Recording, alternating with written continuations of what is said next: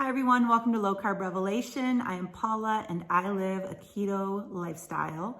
Today I'm going to be doing a Q&A. I get a lot of questions in the comments under my videos and I try my best to answer them all, but what I've been doing recently is writing the questions down, the ones especially that get repeated over and over. I want to start doing these little Q&A videos so that I can get the answers out to you to the best of my knowledge anyways. I am not a medical professional. I'm not a doctor. I'm not a nurse. I'm not a nutritionist.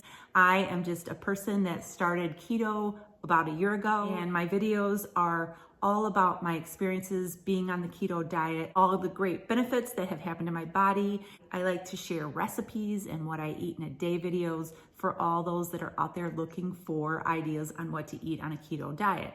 I am going to answer these 7 questions and I'm answering them to the best of my knowledge. And I encourage you to do more research and research on your own. I have spent the last year just diving in and researching all of the foods that I should eat, all of the supplements I should take. These questions are going to come with answers with my experience. If anybody has more to add to these questions, please put them down in the comments below. It helps me as well as all of my viewers. We are all in this together. That's the way I look at it. I like helping people out with my experiences as well as receiving help from other people's experiences. So you stay tuned to the end of this video. I'm going to do a quick keto side dish recipe for you guys. So the first question I get is, how much weight have I lost? I have been eating the ketogenic diet way for the past year now. It has been just about a year that I started this journey, and I have lost 40 pounds in a year. My focus is not on the weight loss. It has never been on the weight loss since the very beginning.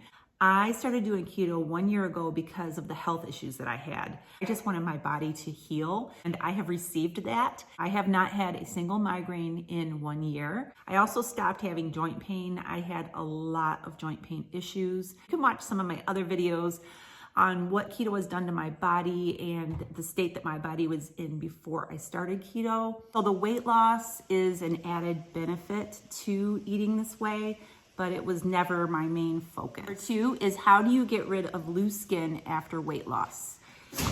Oh, God bless you. My dog just sneezed.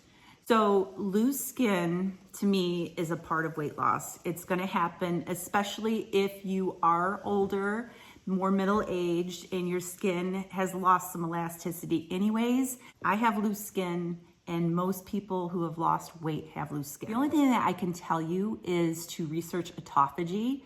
I know there are people who have had success with long-term fasting. I don't know how to scientifically explain it. I just know to tell you to research it if it's something that you're concerned about. There's also the option of surgery. If you have a lot of excess skin and it is interfering with your life, then you need to probably talk to a surgeon about getting something done. But I will say that I would rather have loose skin and feel the way I feel now versus not having the loose skin and feeling terrible every single day of my life. I have just been learning to embrace myself for the way that I am, just try to have a positive outlook. I'm sorry I don't have this magical answer to tell people how to get rid of loose skin. It just comes with the territory, and it's just something that you have to research and do what is best for you. The number 3 question that I get a lot is, what is my cholesterol and all of my lab work? I have done 2 health update videos. I did one at 6 months and I did one about a month ago. I'm doing great. My husband is doing great. He's lost over 60 pounds, by the way. He's doing amazing. I'm trying to get him to do a video with me about his journey on this, but he has lost over 60 pounds. His cholesterol is great. Doctor said that my cholesterol, my blood pressure, all of my labs are optimal. That is the words that she used. 4th question is, do I do intermittent fasting? Me and my husband both do intermittent fasting. Usually eat our breakfast or our first meal around 11 or 12. We go as long as we can before we eat our first meal. We will get up in the morning and just have black coffee, and we will just drink water or hot tea. And we do that every single day. And then we try to wrap up our eating around 6 o'clock in the evenings. So that's about a 6 or 7 hour window that we eat. We have had days where we didn't intermittent fast, and both of us agree that we feel so much better when we do intermittent fasting. We sleep better at night and we feel better. We wake up, we feel great. And so that's why we do intermittent fasting. You don't have to do intermittent fasting to be successful on a keto diet, but I feel like it just optimizes the diet for us. Number 5, this is a question I get a lot. Do I count calories? Do I count fat? Do I count macros? All of those things. I first started out the first few months, I used the Carb Manager app. It's a great app if you are looking to count your macros. For the first few months, I entered all my macros, all my foods into the Carb Manager, and I checked out my macros every single day. After a while, I started learning what foods I could eat and how much food I could eat. I started memorizing it. Now all I count is carbs, and I get a question a lot, do you count total carbs or net carbs? I count total carbs, not net carbs. And I try to keep my carbs under 20 carbs a day. Sometimes I'll end up going over a carb or two. Yesterday, I think it was, I had 22 carbs. I'm not gonna fret about that. I try my best to keep them right around 20 carbs a day. I don't count my fat intake. I don't count my protein intake. I just count carbs. That's all I do. The number 6 question that I get is, how do I know how much electrolytes that I should drink every day? I can't answer this for anybody else. I can't tell anybody how much electrolytes they should take in a day. Everybody's different.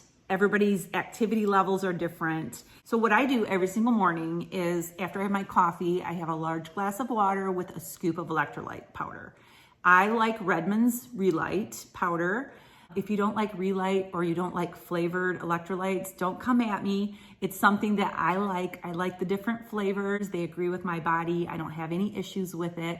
And if you don't like the flavored ones, go with the unflavored ones, or there's other brands that you can use out there. They work great. Just happen to like Relight. I like the flavors. Pina colada and mango are my favorite.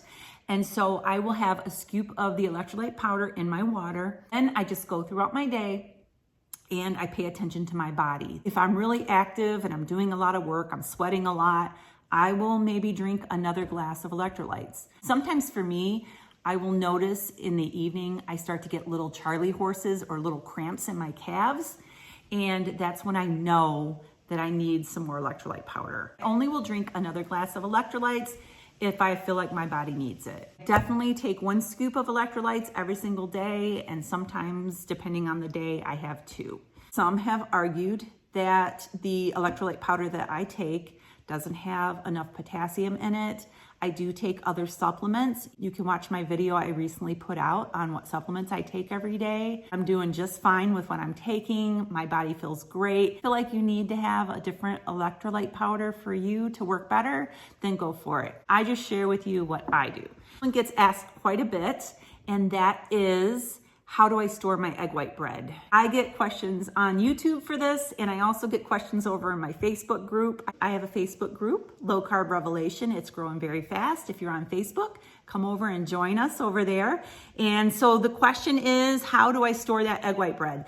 I slice it up into slices as soon as I'm done making it, after it cools off. I put the slices in a big Ziploc baggie and I store it in the refrigerator. It is good for at least a week in the refrigerator. It doesn't last that long in my house. I usually make 2 loaves every single week. I eat it every single day, and sometimes a couple times a day I will have that bread. I really enjoy that bread. It's really easy to make and it's easy to store in the refrigerator. I have been asked if it freezes well. I'm gonna have to do a test on that to see if it freezes well.